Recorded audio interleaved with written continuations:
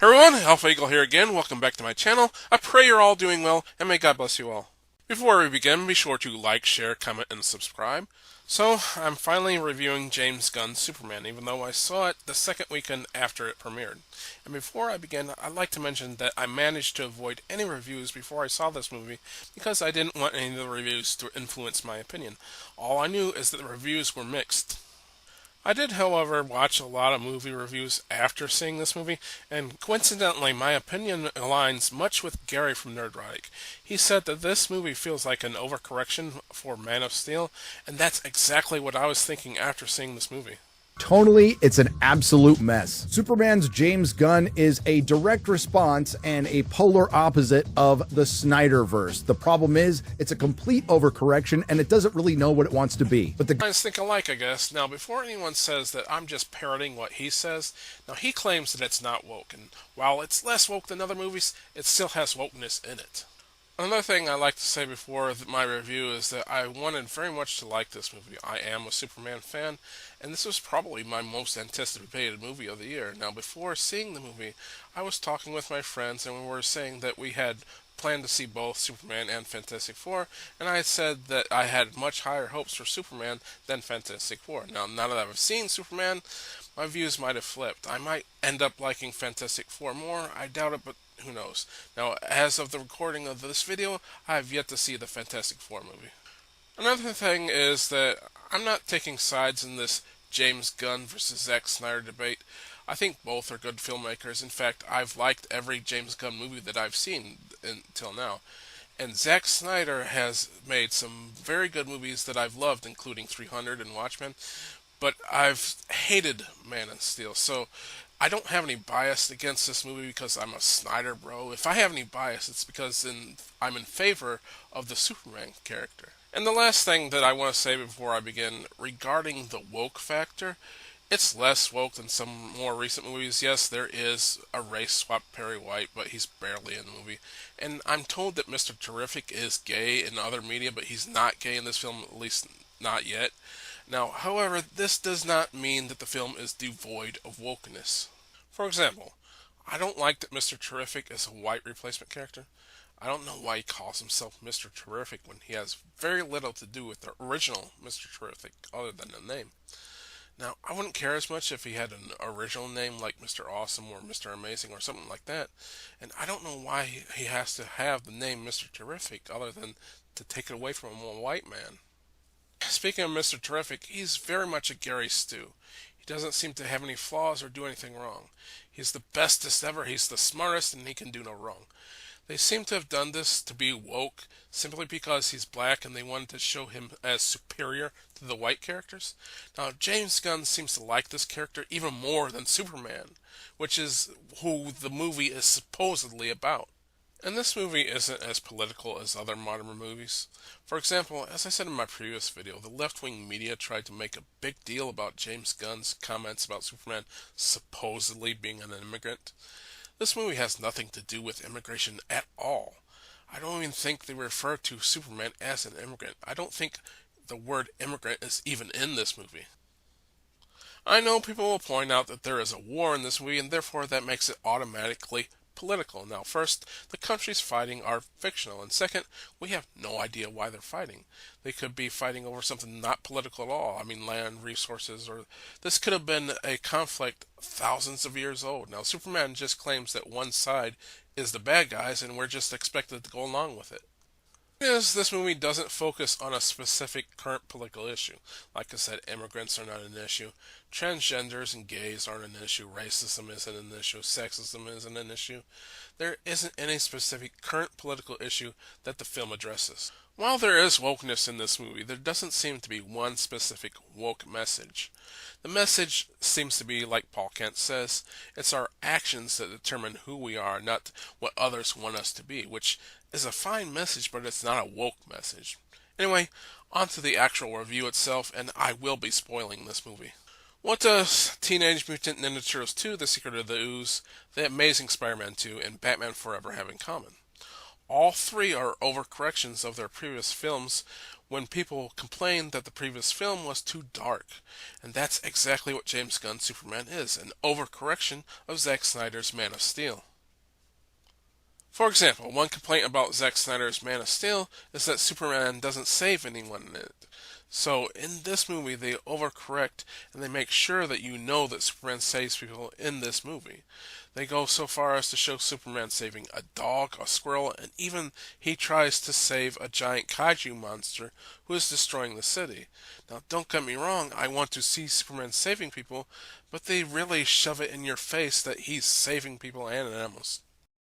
But the key words are people and animals. Now, I don't mind if Superman kills a kaiju, which is probably an artificial life form that Lex probably created in a lab anyways. Also, they're not very consistent with this Superman saves everything anyways. Take the kaiju for example. Superman says that he doesn't want to kill it, but he's also okay with euthanizing it. That's the exact same thing, Superman.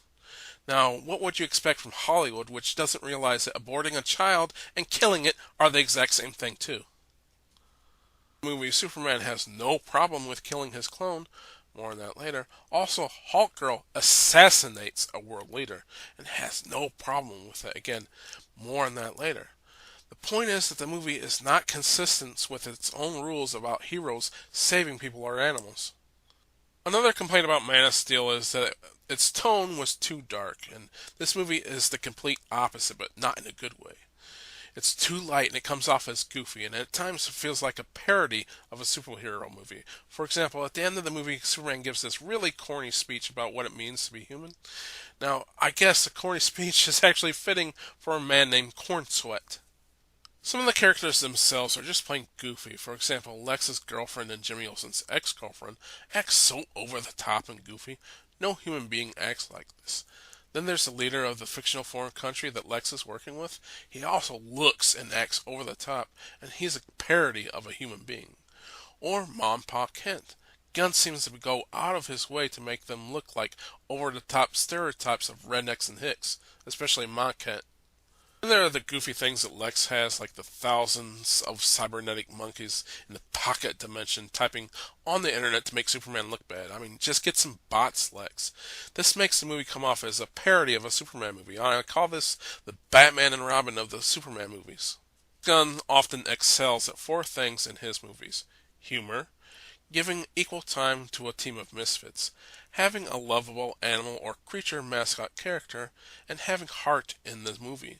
And he fails at all four in this movie. Now, I was expecting James Gunn humor in this movie, and while I did have a few quick ha's in the movie, more often than not, the jokes just weren't funny. For example, there's a scene in which Superman is talking to Lois, where there's a battle going on outside, and Superman says that the Justice Gang will handle it.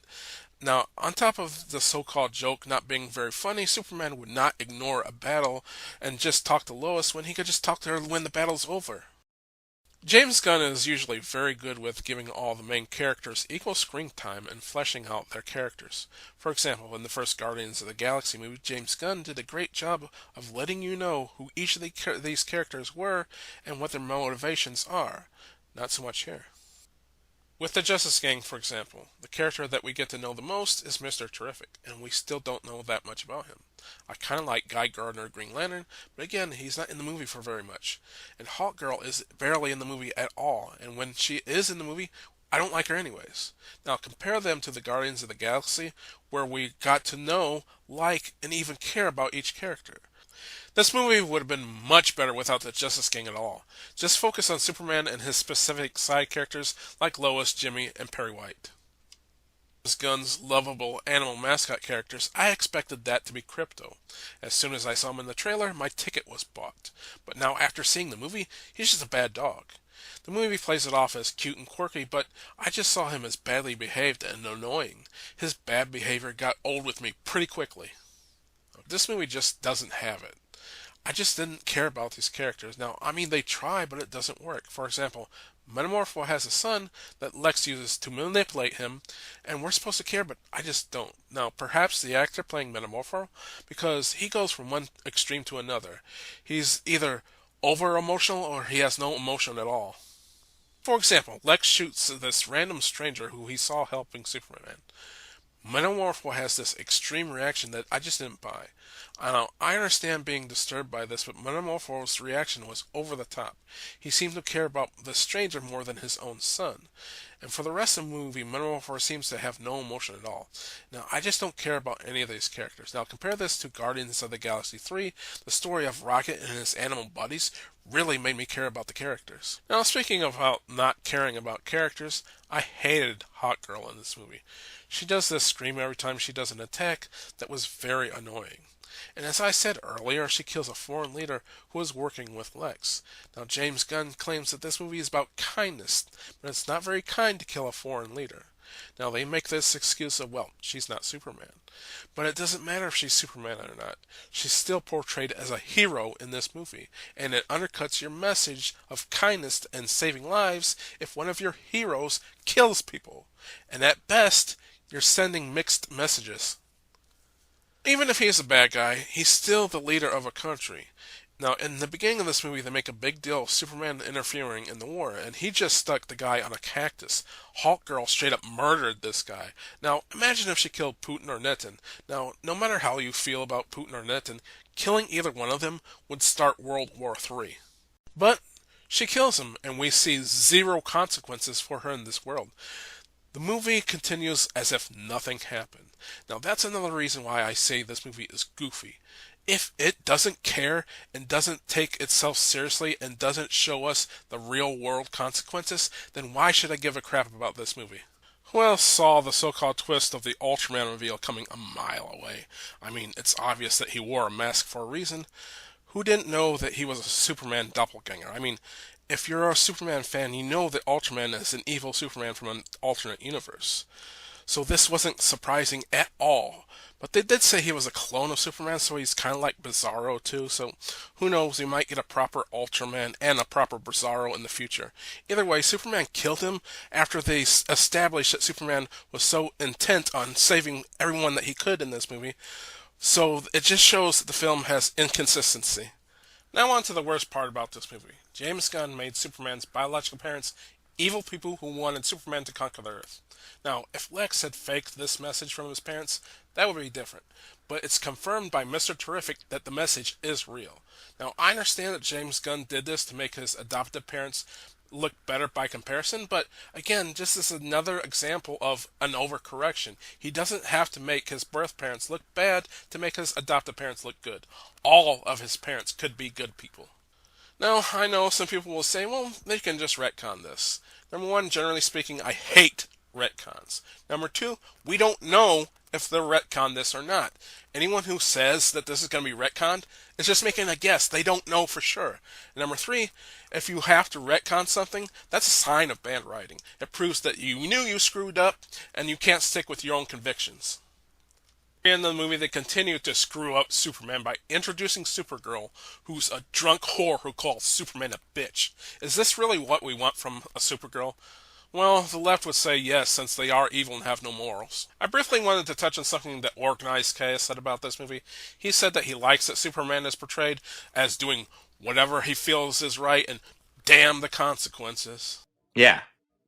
And even though I think Superman's 100% in the right in what he's doing, and I get what he's doing. He's fighting for moral good, which I like that. This is a Superman that is like not afraid to go out there and just do the fucking right thing. Consequences be damned. Yeah. Fucking awesome. But yeah. Organized Chaos. You don't think that Superman should think about the consequences of his actions, even if they will cause more death? This movie makes a big deal about Superman saving lives, but it never stops to think about the deaths his actions will cause. Superman interfering with a war most likely will cause an escalation of that war and further deaths. But Superman doesn't use his brain, and neither does Organized Chaos, nor does James Gunn for that matter. This is the worst part about Superman's portrayal in this movie. He comes off as naive and very childlike when it comes to world politics, which is how the leftists are when it comes to world politics. They usually rely on base emotions and don't think about their actions, and they don't want to face responsibility for their actions, and unfortunately Superman is much like this in the movie. Like I said earlier, the death of this foreign leader could cause World War III. But does the Justice Gang care? Nope. Their actions could cause the death of millions of people, but do they or Superman care? Nope. And I doubt that this will have any effect of any of the movies moving forward. This world will just go back to the status quo as if nothing happened. And what message is this movie teaching young people? That they can do whatever they want without any consequences? That's what the left keep telling people. They don't want people to be responsible. That's why they promote abortion, so women don't have to be responsible for being whores. That's why they promote student loan debt forgiveness. They don't want people responsible with their money and pay back what they owe. That's why they promote crime and riots. The left are just plain evil. Now, as I said earlier, I hated Man of Steel, and I was trying to figure out which one of these movies is worse. And for a while, I thought to myself that Man of Steel is worse because at least this movie has a lighter tone, is more positive, and Superman actually saves people. But the more I thought about it, the more I came to the conclusion that they are equally as bad. They are the opposite sides of the same coin. One is overly serious and dark, and the other is overly corny and goofy. Now, for a long time, I was wishing that we had a Superman movie that is the opposite of Man of Steel. Well, be careful what you wish for, because you might get this piece of crap. Now, why can't we have a movie that is in the middle like the first two Christopher Reeve movies? Now, it's sad to think that we haven't seen a good Superman movie in 44 years, and unfortunately, we'll probably never get one. Anyway, that's about it for this video. I'm Alpha Eagle. Be sure to like, comment, share, and subscribe. God bless you for watching. God bless America. And I pray that we get a good Superman movie someday.